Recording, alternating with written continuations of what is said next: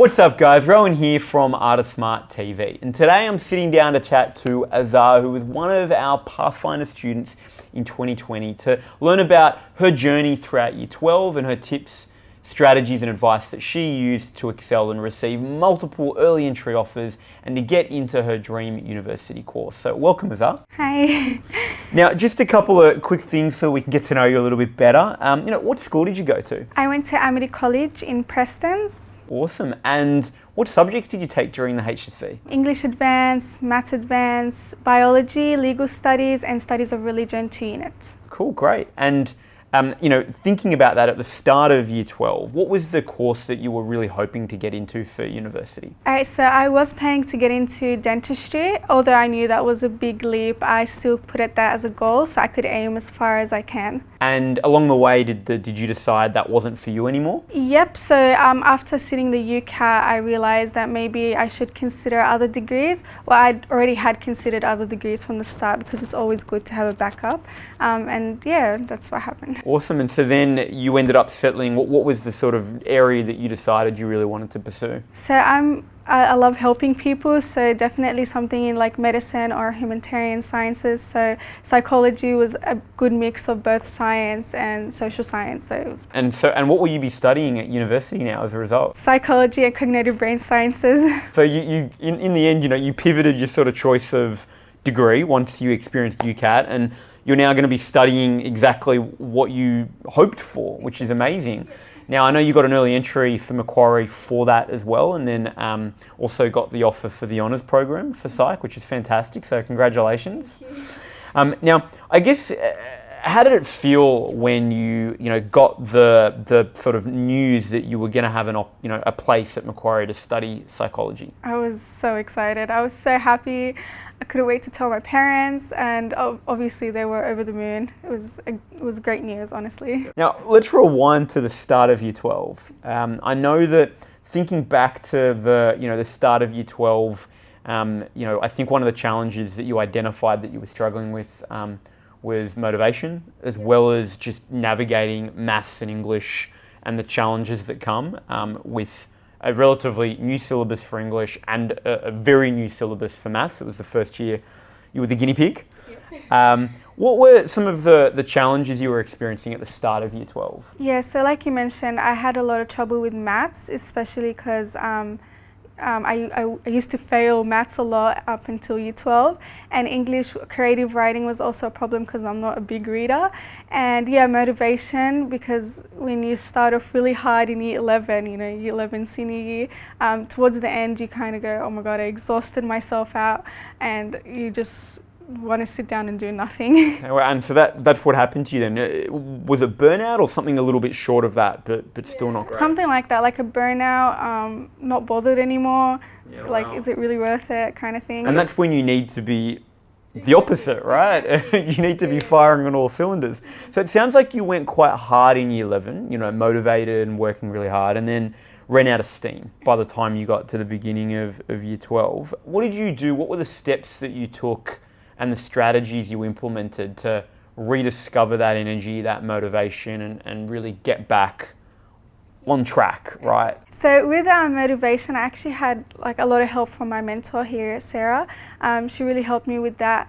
Another thing is when you put your goals out there, you really want to achieve them. Parents as well play a big role in that. My parents would always motivate me all the time. So that's what I did with that. How did Sarah, you said that Sarah helped you as a starting point, right? Get more motivated. So she was your Pathfinder mentor. What were some of the things she did with you that helped you get more motivated? Okay, so definitely when you have a big task, you look at it and you're like, I don't want to do it. Please take it away from me. And so I told Sarah about this problem, and that's one of the things that demotivated me a lot. It's because it's too big. I don't know where to start from, so I might as well not do it at all. And she would actually go through how to actually break it down. She would always say like a watermelon, and you chunk it down. So that was really helpful how she guided me through breaking down big tasks, so that way I am motivated to do them because they're little small tasks, and that way I can build up from there. She also recommended for me to actually put a poster up with all my goals and dreams, and that was amazing because when you look at that, because I'm a type of person who learns through visuals, so when I see something aesthetically nice, I want to get to it. So that's something that really helped me out with motivation. Amazing. So we've got one, like redefining your goals again, it sounds like, and reminding yourself of what they were, thinking more holistically, and then putting them where you could see them every day to get inspired. And then definitely I think the overwhelm of the HSC gets to a lot of students. So it sounds like the second component then was helping you see things in smaller chunks, so that you could start to actually get into a rhythm. How did your parents support you as well? Because you mentioned that they would often motivate you. What were some of the things that they did that really helped? Okay, so my parents were they were understanding of me. I feel like some parents, they push their children too hard, and that kind of demotivates them. So my parents would encourage me to do the things that I'm good at, and in that way remind me why I should do what I want to do.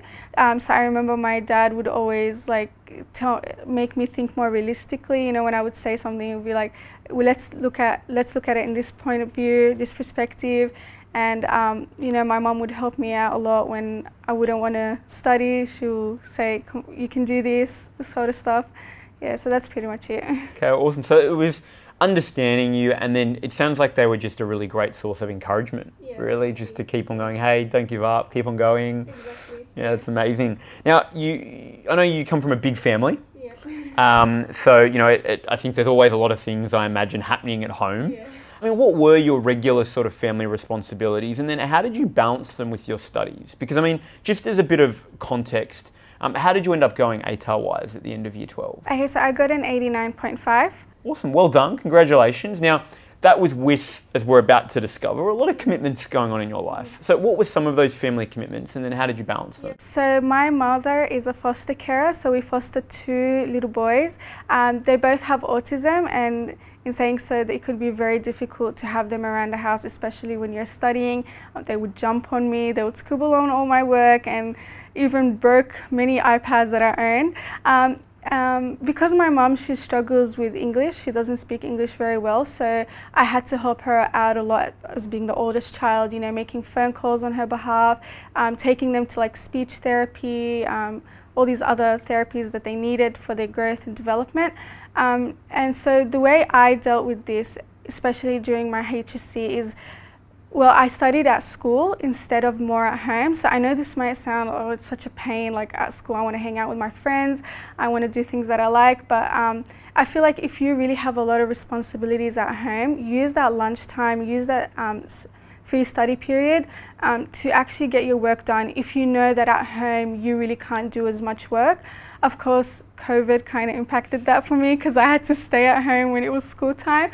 But I managed because, my family would help me out. If your family cannot, for whatever reason, you can always apply for the EAS scheme program, which got me into the course that I wanted, even though I didn't get the ATAR needed. So there's pros and cons to it, but at the end of the day, you figure things out. Going to the library, studying at school is a really effective way of doing it, and getting your parents to kind of help you out with what you have to do. So I think that's really important. I think it's a really important piece of advice, because I think so often we just go, oh, I'll do stuff at home, right? And then if you're busy, and that could be family, but it could be sport, it could be music, dance, work, you then sort of go, oh, well, I can't do study. Right, and it becomes a good excuse for not doing the work, right? And I'm sure you would have had fantastic good excuses during the year to say, oh, well, I didn't do so well because I couldn't, because I had to support my family, and I have to support the 2 foster kids that your mother's been supporting and caring for, and you as well, and all these reasons. But you used school effectively, and I think that's so important as a first line of study. Yeah, that's the best advice I could give. That lunchtime period, you could do so much work in, especially free periods as well. I don't know if every school does that, but free periods, they're just amazing. If you finish school early, you can go to the library, local library. So how did you get the most out of? Let's talk about a free period for a moment, because you're right, a lot of schools do them. Okay, good. How did you get the most out of a free period? When you sat down, you knew you had, how long was a period at school? 45 minutes. Cool. So you had 45 minutes, right? How did you approach it so that you could maximize and get the most out of that 45 minutes? Because I imagine when you went home, you knew probably wasn't going to get a lot done. Okay, so 45 minutes, I would have 45 minutes of free periods 5 times a week. That's how my school kind of did their timetables. So 5 times a week, I do 5 subjects. So that was perfect to kind of divide. 1 subject a free period? And then sometimes I would have, especially around the child periods, you get more free periods. So with that time, like I would do, you know, I might have 2 free periods in one day. And then because I would have that same period during the day, for example, let's just say I have studies of religion on a Monday and I have 2 free periods on a Monday as well, then I would use one of that free periods to continue on my studies of religion work. So it's kind so it'll roll over, right? Yeah, okay, excellent. Yeah, so that's pretty much it. So because I had 5 free periods, I used those to kind of study for my 5 subjects. Were you writing study notes in that study period? Were you working on assessments? Okay, it depends. So at the beginning of the year, yes, it was writing study notes because you don't really have that many study notes and you need study notes to kind of get started on your studying.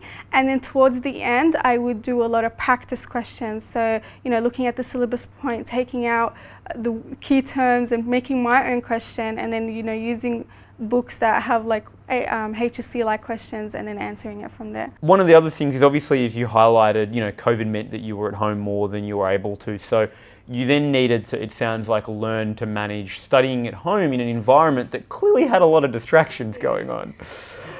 What were some of the tips and advice you would give for other students who equally, for whatever reason in their own lives, have a lot of distractions at home and find it hard to focus? Like, what worked for you? Okay, so if your family is okay with you going to the library, then you should definitely go, because yeah, I know how hard it is to study at home when there's so much distractions around, whether it be music, you know, the kids love music, or like them jumping on you, scribbling on your work or anything like that. So definitely going to the library and finding that nice quiet place is really effective. But if you can't, I guess like making your parents understand, you know, how important a HSC is, and in that way, you know, there's like shifts at home. So for example, from 5 to 6, I will do the babysitting or the helping, and then from, you know, 6 to whatever time, I will study and tell my family, look, I have to study. Maybe sit somewhere, like if they're downstairs, go upstairs. If they're upstairs, go downstairs, kind of thing. Go to the backyard. You know, there's a lock on the backyard if you don't have a lock in your room.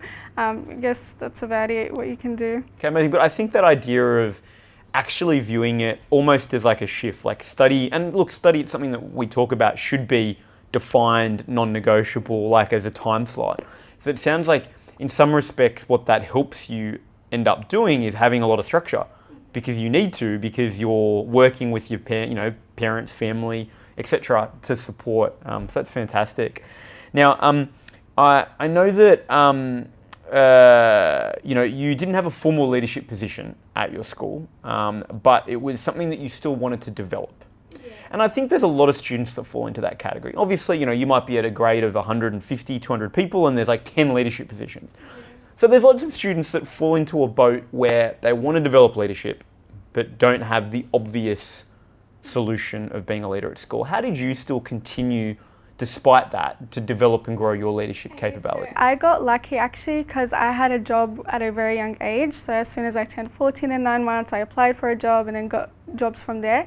And then eventually I got a leadership position at the restaurant I worked at as a supervisor. But not everyone is lucky in that way. So if you can't get a leadership at school or work, you can always do things like Duke of Ed program. I know I signed up for that, but I didn't actually go on with it. But that is really effective because it's actually recognized in many countries, not only in Australia. So Duke of Ed is a really effective one. Another way is if you do volunteering outside of school. That is amazing because, you know, you can pop it on your resume and you can actually like go up from there. So if they see that you've done a lot of volunteering, there is obviously one time where you will get a leadership position in that way. Or I remember like last year with all the issues with the Black Lives Matter, our school made like a social justice group, and from there you can do something like that with events that happen. So you can take something you're really passionate about, make it a group, and be the leader in that group. That would be a really great idea as well. So it's up to you what you want to do. So I think first step there, just to unpack it, is one, work, get a job. There is great opportunities within work, and I think the fact that you were proactive about that was fantastic, because you're right. I imagine we're going to talk about it, but I imagine it also was an important part of your early entry applications. And I think you're right on the money with volunteering. Because people are volunteering already, often organisations are looking for people to get more involved and to step up into leadership roles, and so it can be a really good pathway for students who do want to try to showcase more leadership. Of course, I would add, team sports, is also a great way to start. But I think what I loved about your Black Lives Matter, and not specifically, but I think more broadly, is that at any point during a year, issues like that, not exactly that, but other issues, right, that might be relevant to a local community, to a global community, to something that's happened, arise. And I think it's great where, you can then almost take the lead and pitch that to your school to create an initiative, which is fantastic. I want to talk a little bit more about the support that Sarah gave as part of your mentoring sessions. Now, I know that you guys were catching up, I think, almost monthly, basically. What were some of the strategies that Sarah implemented or shared with you that you found amazing, that you would never have thought to sort of do yourself? Okay, so I mentioned this earlier, and I love this strategy. It's my favorite. It's the one where you break down the big assignment, and I even have I have it pictured in my head, the screenshot she gave me. It was like you have a history assignment, and then it's a block of history assignment, and then there's what you have to do to complete the history assignment, and then mini tasks. And I actually use that to plan out my study for trials and HSC. So for example, English, Module A, and then Module A, what I'll do, write 2 essays a week or something. No, that's a bit exaggerated, but so that's something I really took out from there. The sport framework as well was really helpful. So what is the sport framework? Just if what you can remember of it, So I think it was specific goals, the first one. Preparation, was it? I actually forget, but I remember when I was studying, I would really look into that one, because the ones that stood out most to me was the breaking down the chunking bits. But the sport framework, I had it hung up in my room, but I forgot the exact thing. I know Sarah, spent a fair bit of time encouraging you to use visual cues and create a vision board in your room. And I know you talked a little bit about your goals and the visual. What is a vision board, and how did that visual goal setting really help you? Okay, so I said this earlier as well, but if you're a visual learner, this is really helpful.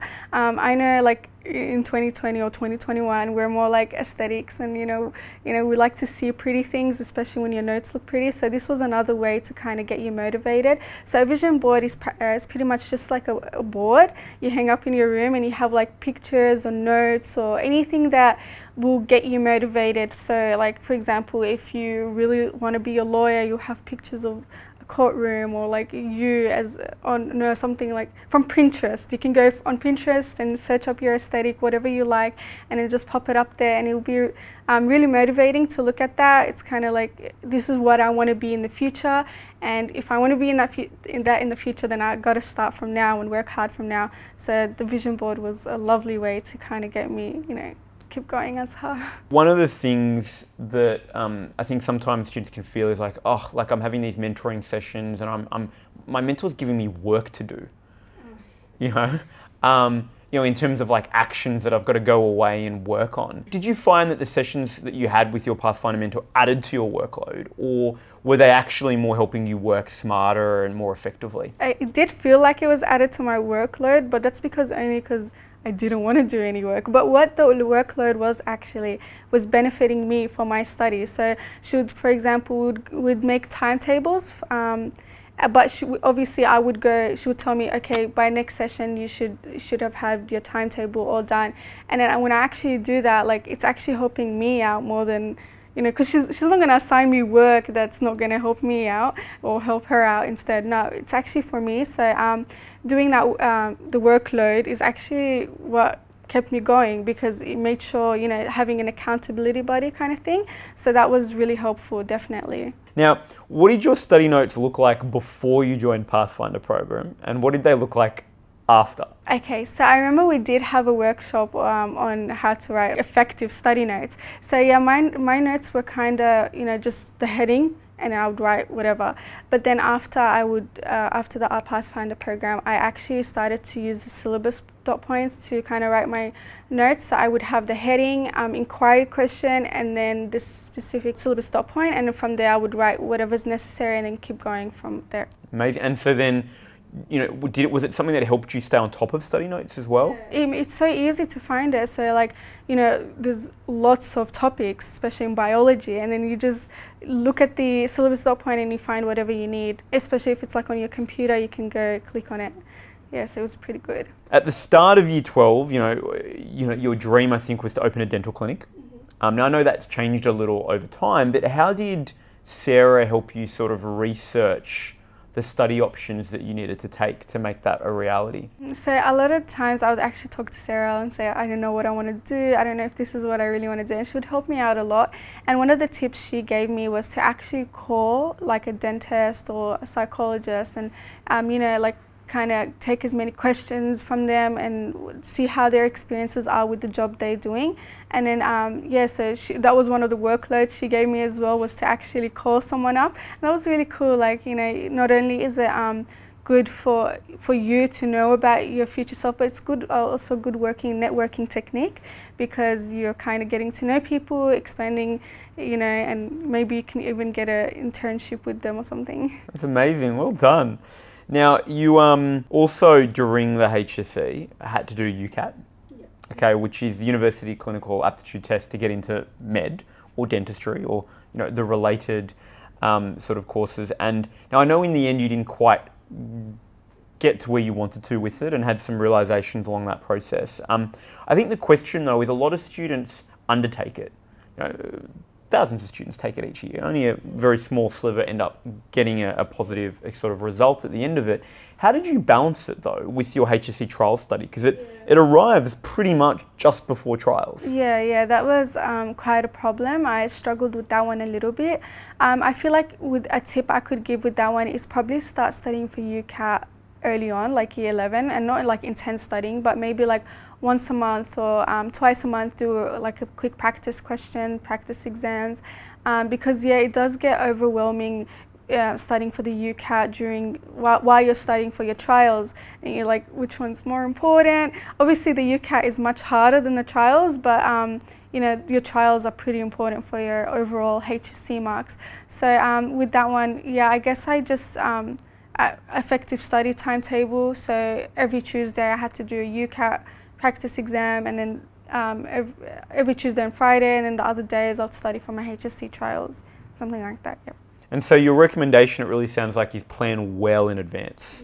Because otherwise, what were your stress levels like at that time? It was bad, and especially because there was the COVID. That was like when we went out of school around July. We went in school. June, July, and then we go back straight into our trials. So it was bad. It was scary. And that was with planning. Right. So imagine if you hadn't done that planned approach, right? Exactly. So I think it really does show that.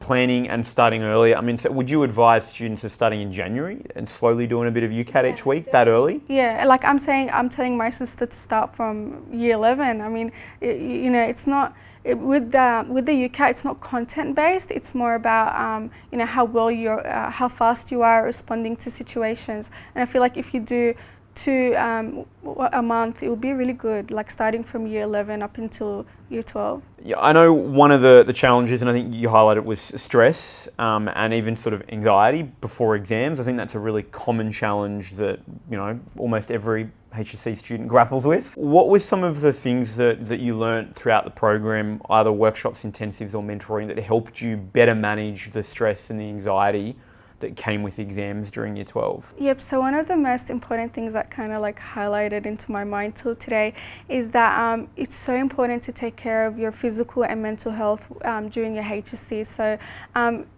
a workout is part of your study time. When you're exercising, don't think, oh, taken away from my study time. It's actually part of your study time, because keeping physically and mentally healthy is what will make your study more effective. So that's one thing that I will definitely emphasize on. I know this sounds so tempting not to do, but the morning of the exam, like you're all with your friends talking about, oh, did you do this one? Did you do this one? I'm guilty of this because I used to do it all the time. And when Sarah told me not to do it, I was like, are you sure? I learned a lot from those 5 minutes before the exam, but I realized that they're actually really stressful, because towards the end I kind of just hid away from them, from my friends and what they would talk about before the exam, and I feel like that really made me calm down more before going into an exam. So definitely do that. As tempting as it sounds not to, do it. What would you say was the best thing about Sarah as a mentor and working with Sarah? That's a very hard one. Everything, because not only was she like a mentor to me, she was also my friend. She would, listen to me when not even like giving me tips, like when I just wanted to talk to her about, I don't know what to do, what should I do. She really helped me out there. She understood sometimes we had to cut our sessions short because of, the children around the house, they're making too much noise.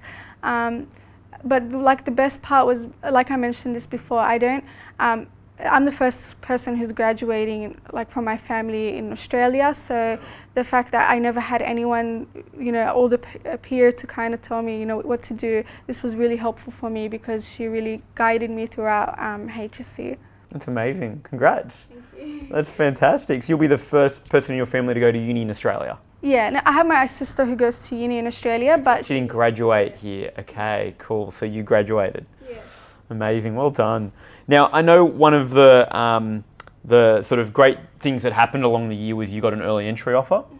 So it was psychology and cognitive science. Yeah. Is that right? And another one, law and psychology honours. And they were all at Macquarie Uni? Yeah, Macquarie University. That's the only place I applied to, that's why. Great. So you got 2 offers, 2 early entry offers. Now, I imagine they would have relieved a lot of stress. Yes, definitely. I feel like this is probably bad to say, but after that I kind of also lost the motivation, because I already got into uni, it's fine. I got my dream course, no worries. Yeah. But yeah, it did take out a lot of stress. It made me really happy. And at the same time, simultaneously and very ironically, it did motivate me, because it made me feel like, I'm not going too downhill after all. I got a chance. It, right? Now, I want to unpack that, because I think, early entry is such a great opportunity to really relieve the stress for a lot of students who maybe just don't perform at their best in an exam situation. And so what I'd love to find out about is, like, how did you become aware, first of all, of the early entry opportunities and then decide to apply? Okay, so actually it was the Pathfinder program that made me aware and kind of pushed me to apply. So when we first were doing the workshops, I was like, no, there's no need to apply, it's just going to be a waste of time. But with the workshops we kind of had to, it was part of the program. So I started applying, I said, why not? And I applied and I actually got it, and I was very thankful for that. I feel like that's one of the highlights of the Pathfinder program. That's amazing. That's so great to hear. I'm so happy. Now, as you said, you needed to, as part of the program, we ran an intensive, a sort of 2-day sort of deep dive where we unpacked it, and then ongoing support. What was involved in the Macquarie University application for early entry? Like, what did you have to do? Yeah, so the Leaders and Achievers one, you had to kind of put 3 activities or 2 that, show leadership skills. And then you kind of like answer 2 questions on which one was very helpful to you, or which one made you who you are. And, I forgot the last question, but it was something similar to that. So that's how you apply, and then you just wait until your offer comes out. And so how did the intensives and the mentoring help you with that application process? At first I was confused. I'm like, I don't have any leadership qualities. I'm just a supervisor and whatnot. As we went, discussed with the mentors within the intensive, I realized that, I actually done a couple things, and that's, that was really helpful, because without the input or the advice from you guys, like, I would have not known what I'm so great at. And another way, Sarah did edit and go through my Macquarie application, so that was really helpful from her end, and so definitely, like, really did help. That's amazing. So it helped you, in other words, select what activities you were going to talk about and actually realize that you had some really impressive stuff that you just didn't realize. And I know I wasn't the only one. The other students in our Pathfinder program were also shocked to realize, you know, I actually got a couple of things I can put in the plate. Yeah, which is awesome. And then on top of that, actually craft your application. Yeah. Now, were there some strategies that sort of, you know, that you remember that we shared on how to write that application that stuck with you? I remember I watched your YouTube video, and then it was the ones that are like, you know, get to the point. You know, they're reading so many applications, so don't make it too long, get to the point. And there was this one, but I forgot what it was called. It was, you know, you're trying to kind of sell yourself in a way, so like, you know, put your best ones, don't drag it on too long, pretty much. Definitely. Well, I think, yeah, to build on that, I think you're right. Like, so often, because we look at all the stuff we've done and we don't know what's important, we put everything in. And then, of course, it's overwhelming and none of it looks as impressive as it could be. And so what's really important is, yeah, looking at, here's what I've got. Actually, there's a couple of really impressive things. I'm just going to focus on those, which is amazing. Now, what advice would you give to other students as they write their early entry applications? Like I said, you might not know how great you are, so there are many things that you've done that you're just not aware of, so kind of brainstorm everything you've done and pick out the best ones, because those will sell you out pretty much. What support did you receive in the program as well on your resume, cover letters and interview skills? Yeah, the resumes one was amazing, because I used to write those weird resumes, and then when I saw the how to write an actual good resume, I was actually pretty shocked. Like, you don't find that on Google, seriously, because I've written so many resumes throughout my life, but that one was actually like what stood out to me a lot, the resumes, because you know, your resumes are supposed to just highlight what you do, and then there's a cover letter that kind of shows your personality. So that was definitely something I have in mind to continue doing. And another thing was the networking. After that intensive, I was so excited to go out there and meet new people, because I realized how important it was. So definitely the writing resumes, the interviews, and building networks was really effective for me, and definitely something I will do. Did you get support as part of it on actually like feedback on your resume and constructing your resume? We did get feedback on interview, because I didn't really show my resume just yet, but the interview ones, because we do practice interviews in the intensive, which was pretty fun, and then you kind of get feedback on that. Cool, awesome. What was your favourite workshop or career Q&A? So not intensive, like the workshop or career Q&A we did during the year. Was there any that stood out? Ooh, there were so many, so I kind of, probably the one just before the HSC, where like there was the actual tutors who came in and kind of answered our questions, because that was really helpful. I remember there was one also, you know, how to effectively study for each subject, was it? Yeah, and the maths one really stood out for me, because the tutor in there said a couple good tips, like don't memorize your formulas, because you don't want to spend too much time looking in the formula sheet, and that was something I would do. I would spend so much time looking at the formula sheet, and memorizing your formulas was a pretty good tip. And was there an intensive that stood out for you the most? Yeah, the networking interviews and resume one. That was really fun, because you got to see the people face to face, and also because it was really effective, because it's after HSC, and you know, HSC is just 1 year, and the networking intensives for actually your future, and I guess that is more effective in that sense. If you had to just pick, what would be your overall favourite part of the Pathfinder program, if you had to just pick one thing? That is so hard.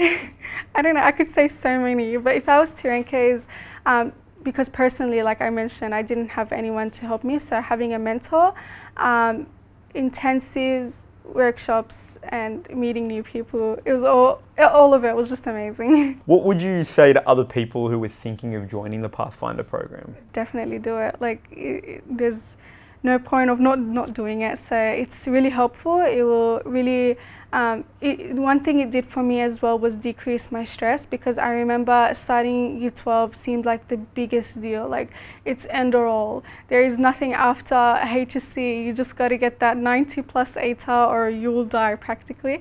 And then after joining the Pathfinder program and seeing how chill it was, like, you know, HSC is just HSC.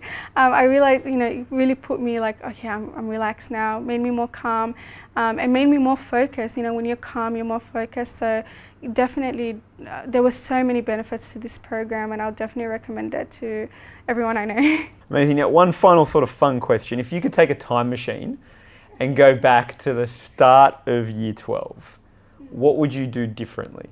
I would definitely try to finish my notes as fast as I can. I know you've probably heard that 100 times. And another thing I would do is I will do my work consistently, rather than, because your HSC study is not what you do 1 month before the HSC, it's actually what you build up throughout the year. Because I actually did most of my study you know, throughout the year, and that's what really gets you to a high ATAR, more than the 1 month before HSC and how much you do there. So that's something I would do more of, you know, consistent work for every subject. Amazing. Awesome. Is there anything else you want to share with us? No, that's all. Just thank you everyone here. You guys really, really helped me out.